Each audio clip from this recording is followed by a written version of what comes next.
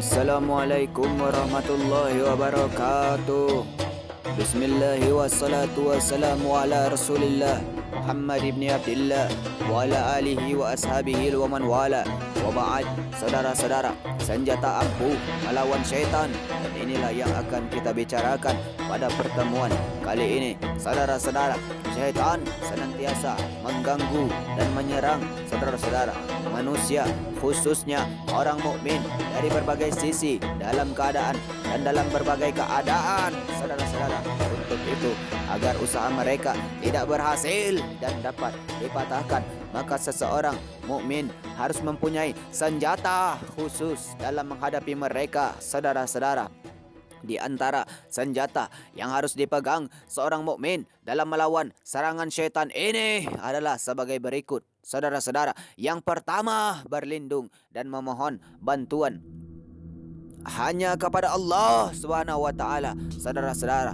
Lalu, saudara-saudara, mengenai senjata ini, Allah Subhanahu wa taala telah berfirman dalam surah Al-A'raf dalam ayat 199 sampai 200. Saudara-saudara, jadilah engkau pemaaf dan suruhlah orang mengerjakan yang ma'ruf, serta berpalinglah daripada orang-orang yang bodoh. Dan jika kamu ditimpa suatu godaan syaitan, maka berlindunglah kepada Allah Subhanahu wa taala. Sesungguhnya Allah Subhanahu wa taala Maha mendengar lagi Maha mengetahui. Quran surah Al-A'raf ayat 199 sampai 200. Allahu Akbar. Sallu ala Nabi Muhammad. Saudara-saudara, lalu kapan saja kita perlu beristiazah, yakni memohon perlindungan kepada Allah Subhanahu wa taala, saudara-saudara? Yang pertama, ketika masuk WC, saudara-saudara, ketahuilah Rasulullah baginda Nabi besar Muhammad sallallahu alaihi wasallam menganjurkan agar setiap kali masuk ke WC terlebih dahulu membaca doa sebagai permohonan perlindungan kepada Allah Subhanahu wa taala dari gangguan syaitan laki-laki dan syaitan perempuan, saudara-saudara. Hal ini sebagaimana tertuang di dalam hadis berikut ini, saudara-saudara, dari Zaid ibn Arqam, Rasulullah baginda Nabi besar Muhammad sallallahu alaihi wasallam bersabda, sesungguhnya di toilet itu dihuni oleh jin. Oleh karena itu, apabila seseorang di antara kalian masuk WC, maka katakanlah, Allahumma inni a'udzubika minal khubutsi wal khabaits. Ya Allah, aku berlindung kepadamu dari gangguan jin laki-laki dan jin perempuan. Hadis riwayat Abu Daud, An-Nasa'i, Ibnu Majah dan Ahmad. Allahumma salli ala sayyidina Muhammad wa ala ali sayyidina Muhammad. Saudara-saudara, lalu ketika marah, saudara-saudara, ketika seseorang marah, maka syaitan akan dengan mudah masuk dan menggodanya, saudara-saudara. Oleh karena itu, Rasulullah baginda Nabi besar Muhammad sallallahu alaihi wasallam mengajarkan bahwa ketika seseorang marah, hendaklah dia membaca ta'awuz, yakni a'udzubillahi minasyaitonir rajim. Hal ini sebagaimana dikatakan dalam sebuah hadis berikut ini, saudara-saudara. Dari Sulaiman ibn Syurat berkata, ada dua orang saling memaki di hadapan Rasulullah baginda Nabi besar Muhammad sallallahu alaihi wasallam. Saat itu kami sedang duduk di sampingnya. Salah seorang dari keduanya memaki temannya dengan sangat marah sehingga tampak mukanya memar-merah.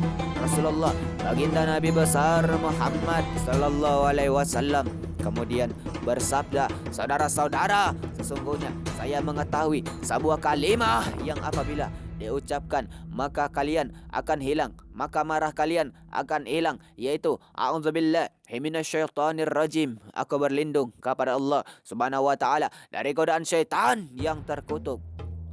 Hadis riwayat Bukhari dan Muslim. Allahumma salli ala sayyidina Muhammad wa ala ali sayyidina Muhammad. Saudara-saudara, lalu ketahuilah Rasulullah baginda Nabi besar Muhammad juga menganjurkan agar sebelum melaksanakan hubungan badan terlebih dahulu berdoa dan berlindung kepada Allah Subhanahu wa taala dari godaan syaitan. Saudara-saudara, dalam sebuah hadis dikatakan Rasulullah baginda Nabi besar Muhammad sallallahu alaihi wasallam bersabda, apabila salah seorang dari kalian hendak menggauli istrinya, kemudian sebelum menggaulinya ia membaca doa Bismillah Allahumma jannibna syaitan wa jannibni syaitana ma razaqtana, saudara-saudara, yang artinya dengan menyebut nama Allah Subhanahu wa taala, ya Allah, jauhkan kami dari gaduhan, dari gangguan dan godaan syaitan dan jauhkanlah syaitan itu daripada yang akan Engkau anugerahkan kepada kami, yakni anak. Maka apabila dari hubungan tersebut ditakdirkan membuahkan seorang anak, maka anak itu tidak akan diganggu oleh syaitan selama-lamanya. Allahu Akbar. Sallu ala Nabi Muhammad.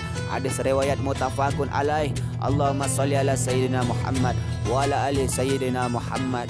Saudara-saudara, lalu ketika turun dari lembah atau dari rumah, saudara-saudara, ketahuilah ketika melewati lembah atau tempat angker, Rasulullah baginda Nabi besar Muhammad sallallahu alaihi wasallam menganjurkan umatnya agar memohon perlindungan kepada Allah Subhanahu wa taala, bukan seperti orang jahiliyah yang apabila melewati lembah atau tempat angker memohon perlindungan kepada jin dan syaitan atau memohon izin kepada penghuninya yaitu jin dan syaitan. Saudara-saudara, misalnya mereka mengatakan saya berlindung kepada pimpinan yang menguasai daerah ini dari gangguan anak buahnya, atau saya minta izin lewat daerah penghuni di sini, tolong jangan ganggu kami. Kata-kata seperti inilah sesungguhnya yang oleh para ulama dikategorikan sebagai kategori syirik, saudara-saudara. Dan apabila ia mengatakan kata-kata seperti ini, jin dan syaitan malah akan lebih mengganggu dan menakut-nakutinya, sebagaimana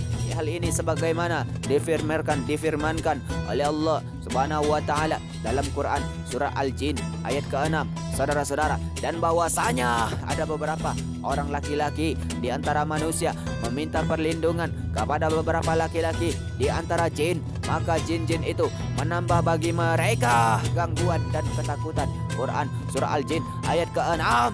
Allahu Akbar. Sallu ala Nabi Muhammad. Saudara-saudara, lalu ketahuilah Rasulullah baginda Nabi besar Muhammad sallallahu alaihi wasallam mengajarkan bahwa apabila seseorang keluar dari rumah atau melewati lembah tempat angker, hendaklah membaca doa sebagaimana tercantum dalam hadis berikut. Saudara-saudara, Rasulullah baginda Nabi besar Muhammad sallallahu alaihi wasallam bersabda, kalau saja seseorang di antara kalian keluar rumah lalu berdoa a'udzubika limati hitamati min syarri ma khalaq. Aku berlindung kepada Allah Subhanahu wa taala dengan perantaraan kalimat Allah Subhanahu wa taala yang sempurna dari kejahatan makhluknya. Maka ia tidak akan diganggu sedikit pun sejak ia berada di rumah itu sampai ia meninggalkannya. Allahu Akbar. Sallu ala Nabi Muhammad. Hadis riwayat Ibnu Majah dengan sanad yang sahih. Saudara-saudara, Allahumma salli ala Sayyidina Muhammad wa ala ali Sayyidina Muhammad. Saudara-saudara, ketahuilah yang ketika mendengar ringkikan keledai dalam hal ini, Rasulullah baginda Nabi besar Muhammad sallallahu alaihi wasallam bersabda.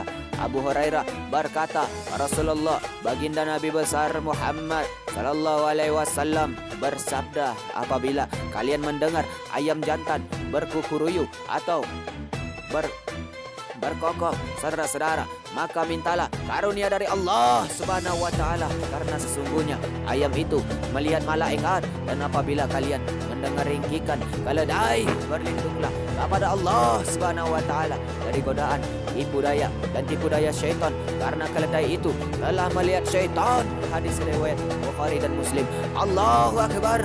Saudara-saudara, lalu ketahuilah, ketika hendak membaca Al-Quranul Karim, saudara-saudara, ketahuilah Allah Subhanahu wa taala berfirman dalam surah An-Nahl ayat 98 sampai 99, apabila kamu membaca Al-Quran, maka hendaklah kamu meminta perlindungan kepada Allah Subhanahu wa taala dari syaitan yang terkutuk. Sesungguhnya syaitan itu tidak ada kekuasaannya atas orang-orang yang beriman dan bertawakal kepada Tuhannya.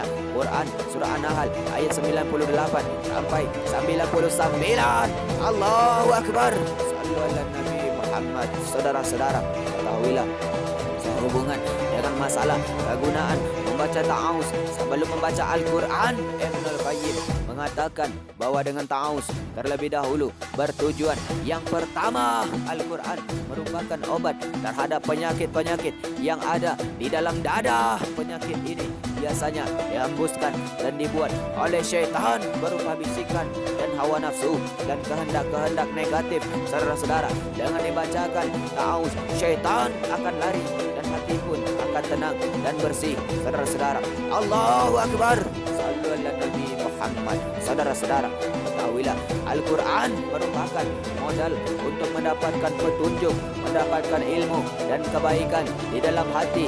Ia tidak ubahnya air yang merupakan modal sebuah tanaman, sementara syaitan merupakan api yang senantiasa membakar tanaman itu sedikit demi sedikit.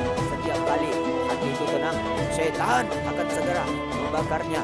Untuk itu diperintahkan membaca ta'awuz sebelumnya agar hasil dari membaca Al-Quran tersebut dapat terjaga dan tidak dibakar oleh syaitan. Saudara-saudara, Allahu Akbar, sallu ala Nabi Muhammad. Saudara-saudara, ketahuilah malaikat senantiasa mendekati orang-orang yang membaca Al-Quran, bahkan mereka ikut mendengarkannya. Saudara-saudara, sebagaimana dikisahkan dalam sebuah hadis bahawa ketika Usaid ibn Hudair membaca Al-Quran, ia melihat seperti ada bayangan terang yang membawa lampu.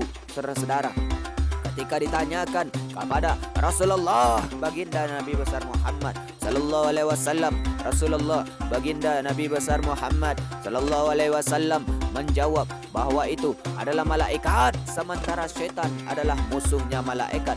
Oleh karena itu, dengan ta'awuz terlebih dahulu, maka syaitan akan lari dan menjauh, sehingga yang tinggal hanyalah malaikat pembawa rahmah. Allahu Akbar, sallu ala Nabi Muhammad.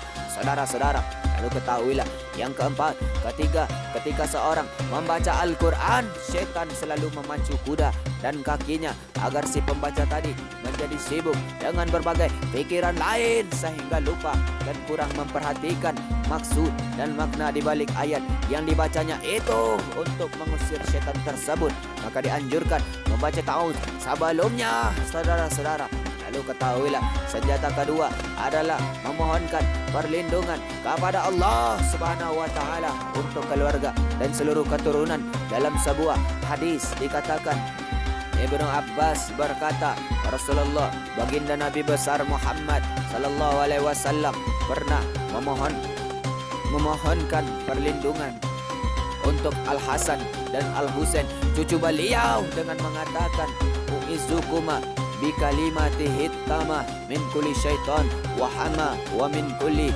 ainin lamah. Saudara-saudara, aku memohon perlindungan untuk kamu berdua dengan perantaraan kalimat Allah Subhanahu wa taala